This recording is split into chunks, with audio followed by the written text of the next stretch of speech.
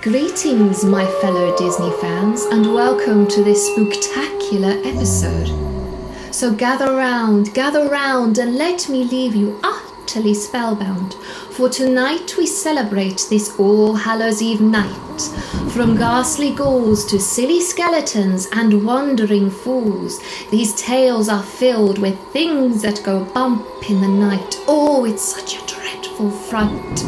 So come with me and let us ponder how this haunted house is somehow connected to our favourite mouse.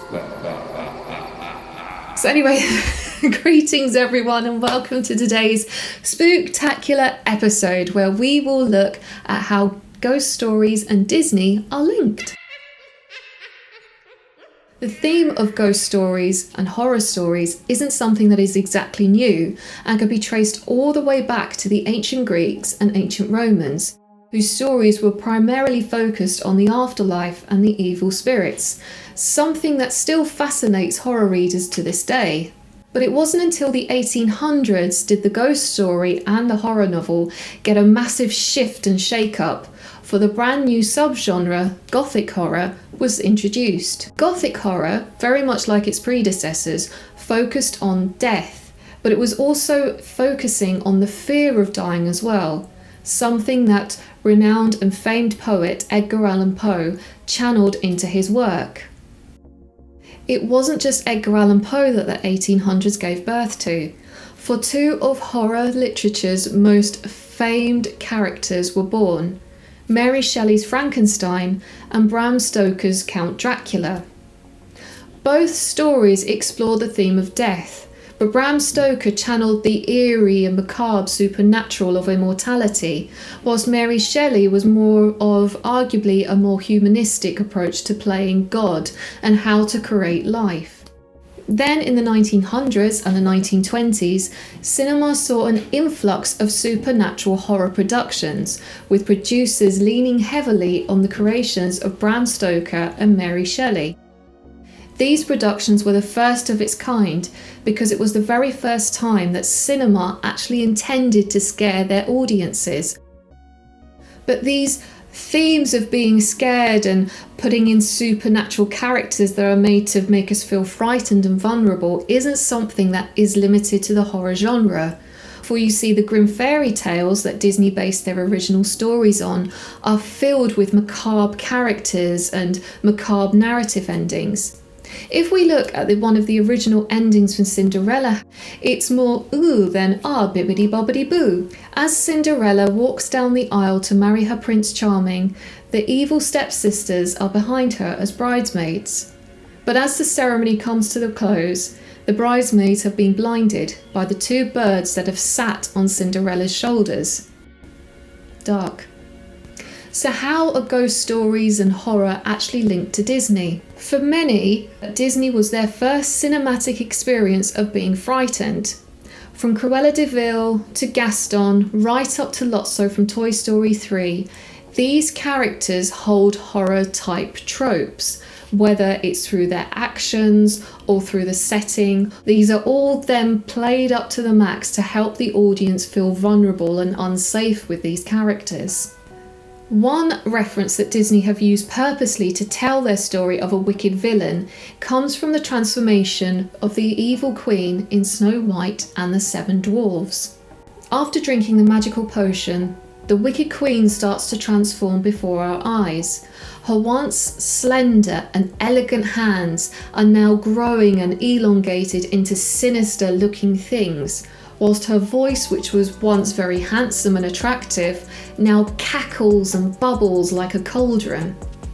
This transformation feeds into a stereotypical persona that the audience will have of not just wicked witches, but also of the Grim Reaper with the black cloak and the sinister looking nose and eyes. This is also reinforced when the Queen travels in the gondola. But something else that is interesting about the Wicked Queen's transformation is the way that she breaks the fourth wall and invites the audience into her plan.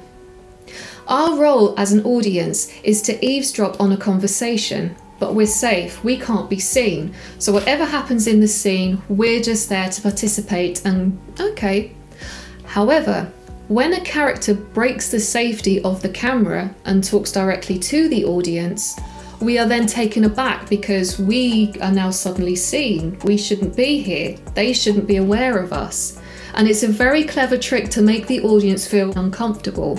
Another way that Disney will heighten up the gothic and horror nature of their stories is through the mise-en-scène, which is part of the set, the props, and the lighting.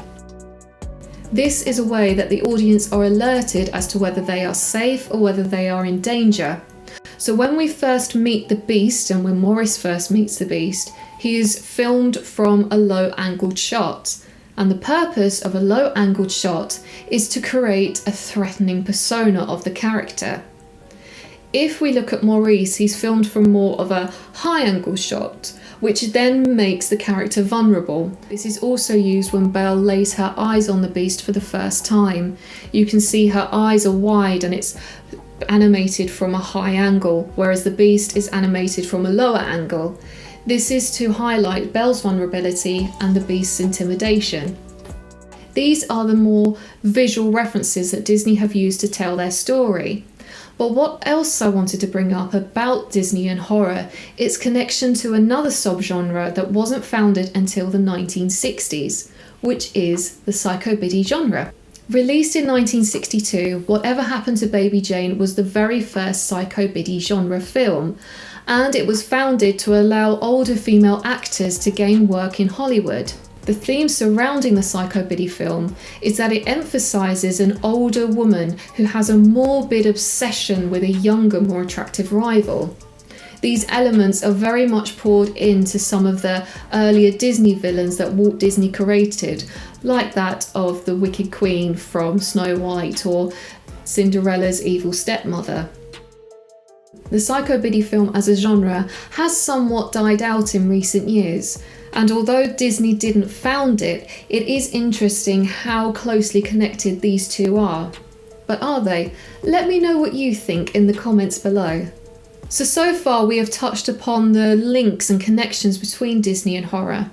But what about an actual Disney ghost story? Well, the most obvious but possibly lesser known production is that of the adventures of Ichabod and Mr. Toad.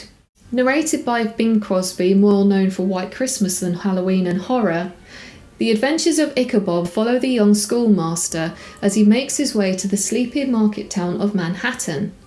There he meets and falls in love with Katrina, the most beautiful woman in the village. However, Ichabod is not the only suitor vying for her heart. Enter Abraham's Brom Bones. The vast majority of the story is dedicated to the rivalry between these two men. It isn't until we reach Halloween night does the supernatural element of the story rank up a gear. It's during this party that we discover that Ichabod is a rather superstitious fellow, and so Abraham has an idea, and he regales the town with the story of the legend of Sleepy Hollow, a headless horseman who haunts the village. After the party, Ichabod returns home, and the jauntiness and the light-hearted music of Bing Crosby singing to us cuts. We are in a desolate and claustrophobic forest. There are suspicious and haunting noises caused by the animals and the wildlife that reside there. And after a few short scares, finally we come face to face with the Headless Horseman. And just like the short story, Disney ends it on the audience's own interpretation. For in the morning there is no sign of Ichabod other than a hat and a destroyed pumpkin or jack-o'-lantern. Some say that Ichabod now resides in a neighbouring county and married a wealthy widow.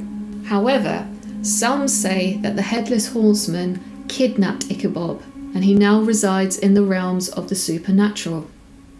Spooky. Though the more recent Disney films have moved away from ghost stories and gothic natures, it is interesting how they've sort of turned and spun the things that we once most feared into amusing and highly entertaining characters. For example, Hocus Pocus is a story of the Sanderson sisters, 3 witches who are brought back to life on Halloween night. Other than, the stereotypical warts and strange behaviour, they're no longer scary. They're actually entertaining, quite comical and funny. It's almost as if Disney are inviting us to laugh in the face of our fears. For you see, the Sanderson sisters aren't actually that scary.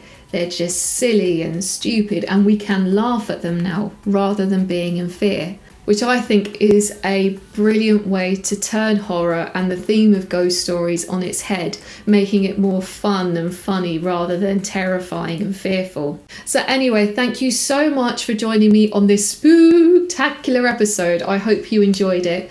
And if you have and would like to know more, then please hit that subscribe button, like and share this video so we can help build up the community. And for more Disney trivia, then please follow me on Instagram and TikTok. And before I go, I just wanted to give a huge shout out to author Amy M. Davis for her book Good Girls and Wicked Witches, which was the source inspiration for today's theme. And I highly recommend it for anyone who is currently studying film and Disney. So anyway, have an awesome Halloween night. I hope you get plenty of chocolate, and I will see you in the next video. Bye guys, bye.